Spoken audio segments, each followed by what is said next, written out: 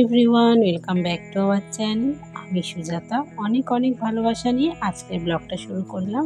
সকালবেলা চাটা খাওয়া সব কমপ্লিট হয়ে গেছে আর আমি বাসনগুলো মাজতে চলে এসেছি। আজ সকালের ব্রেকফাস্টটাও করা হয়ে গেছে সময় মতো। আর আমি এখন বাসনগুলো একদম কলপারে মেজে ঘষে নিয়ে চলে যাব। ছুটির দিনে গৃহবধূদের না একটু বেশি কাজ বেড়ে যায়। যতই ছুটি থাকুক মনে হবে একটু বেশি করে ঘুমাই, কিন্তু না, সেটা হয় না। কারণ ছুটির দিনে পুরুষ মানুষেরা বাড়িতে থাকে, তাদের সময় মতো খাবারটা দিতে হয়, তাদের সময় মতো লাঞ্চ চাই, তারপরে সময় মতো ব্রেকফাস্ট সকালবেলা, চা আবার মাঝে মধ্যে বলবে একটু চা করে দাও। ওই জন্য ছুটির দিনে একটু গৃহিণীদের না কাজটা একটু বেশিই থাকে। তাই সকাল সকাল একটা হেলদি ব্রেকফাস্ট করে দিয়েছি। ওটস করে দিয়েছিলাম দুধের সাথে, সেটা তোমাদের সাথে শেয়ার করলাম না। চা খেয়ে নিয়েছি সকাল সকাল। এরপর বাসনগুলো ছিল, বাসন মেজে বসেছি মাছ ভাজতে। মাছ একটু চিকেন সব নিয়ে আসা হয়েছে। বাড়ির সামনে অল্প একটু পমফ্রেট মাছও রাখা হয়েছে, বাড়ির সামনে দিয়ে যাচ্ছিল, 200 টাকা কেজি, ছোট যদিও বা। যাই হোক, ওটা আমার বর বলে একটু ভাজা করে খাবো মশলা মাখিয়ে, তার জন্য ওসব বেছে কুচে নিয়ে একবারে রান্নার ওখানে চলে যাব। সকাল সকাল বাসি ঘর দোয়ার সব পরিষ্কার হয়ে গেছে আর আমি এদিকে বাসন টাসন মেজে ঘষে একবারে সব কলপারে সবজি পাতি যা থাকে, যা রান্না করব সব কেটে কুটে পরিষ্কার পরিচ্ছন্ন করে নিয়ে রান্নার ওখানে চলে যাব। এইখানে কেটে কুটে সামনে জল না করে নিয়ে গেলে না একটু সুবিধা হয়। আর ওপরে যখন কাটাকুটি করি না অনেকটা দেরি হয়। মর্নিংয়ে ডিউটি হলে একটু তাড়াতাড়ি খাবার দাবার করতে হয়। যতদিন মর্নিং ডিউটি থাকে না, আমি এখানেই কেটে কুটে বেছে বুছে নিয়ে চলে যাই। আর ওদিকে ভাতও আমি বসিয়ে দিয়ে এসেছি আস্তে করে ইন্ডাকশানে। আর আমি এদিকে কেটে কুটে পরিষ্কার করে একদম নিয়ে চলে যাব ওপরে। একটুখানি অল্প একটু চিকেন, একটুখানি চিংড়ি আর পমফ্রেট আজকে একটু বেশি করে রান্না করব। আজকে একটু পোলাও বানাবো, তার জন্য চালটা ভেজে নিচ্ছি। প্রত্যেকটা বাড়ির না আলাদা আলাদা রেসিপি থাকে। তোমরা ভাবছো যে সর্ষের তেল কেন দিচ্ছে, আমাদের বাড়িতে পোলাওয়ে না সর্ষের তেল দেওয়া হয় আর নারকেল কোড়ানো দেওয়া হয়। চিকেন আর চিংড়ি মাছ দেবো বলে শুধু যদি চিংড়ি মাছ দিতাম নারকেল কোড়ানোটা দিতাম। চিকেন দিচ্ছি বলে আর নারকেল কোড়ানো আজকে দেব না। চালটাকে সুন্দর মতো করে ভেজে এটা সাইড করে দেব। আর চালটা সব ধুয়ে রেখেছিলাম আর মাপে মাপে জল দেবো। একদম ঝরঝরে পোলাও হবে, একদম সুন্দর হবে, টেস্টি। আর আমার বরের পছন্দের সর্ষের তেলের পোলাও। তোমরা কিন্তু ট্রাই করো, হ্যাঁ, এত সুন্দর খেতে হয়। প্রতিটা বাড়ির না এক একটা সুন্দর রেসিপি থাকে পোলাও কিংবা, আর আমাদের তো বিরিয়ানি তো এখন বেশিটা চল হয়েছে, কিন্তু বাঙালি বাড়িতে পোলাও আর খাসির মাংস এটাই সাধারণত আমরা ছোট থেকে খেয়ে এসেছি। তাই পোলাও রান্নার না প্রত্যেকটা বাড়ির আলাদা আলাদা আলাদা আলাদা রেসিপি থাকে। কেউ একটু ঝাল বেশি খায়, কেউ একটু নোনতা স্বাদের খায়, কেউ একটু মিষ্টি স্বাদের খায়। আমরা না একটু ঝাল নোনতাই খাই, আমরা মিষ্টি স্বাদের খাই না। আগের দিনের একটু ছোলা ভেজেছিলাম, সেটা তেল ছিল বলে এটা বাটিটা আমি মাজিনি।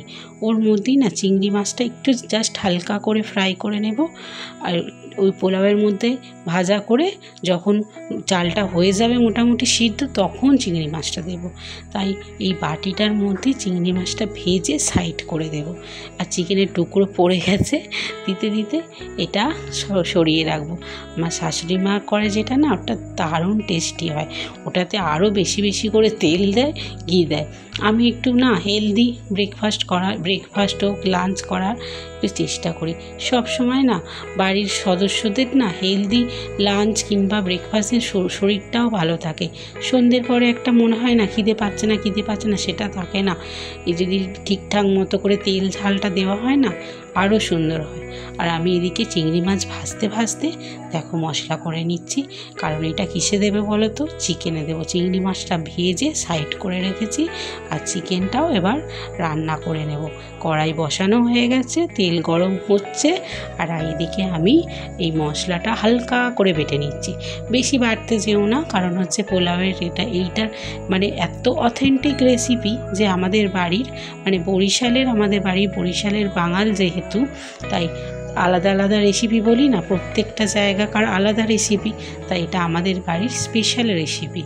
আমি চিকেন দিয়েছি, শাশুড়ি মা চিকেন দেয় না, শুধুমাত্র ভরপুর চিংড়ি মাছ দেয় আর হচ্ছে নারকেল কোরানো দেয়, সেটা আর দিলাম না। আমি তার মধ্যে চিকেন দিয়েছি, যদিও বা আমরা আধুনিকতার ছোঁয়ায় পেয়ে গেছি, তার জন্য চিকেনটা অ্যাড করলাম।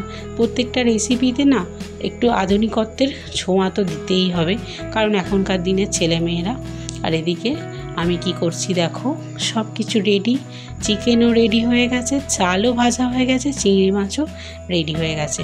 এবার মাপে মাপে জল দিয়ে জাস্ট বসিয়ে দেব, তারপর এটা ফুটবে, ফোটার পরে এটা আস্তে করে ধিমে আঁচে দিয়ে দেবো।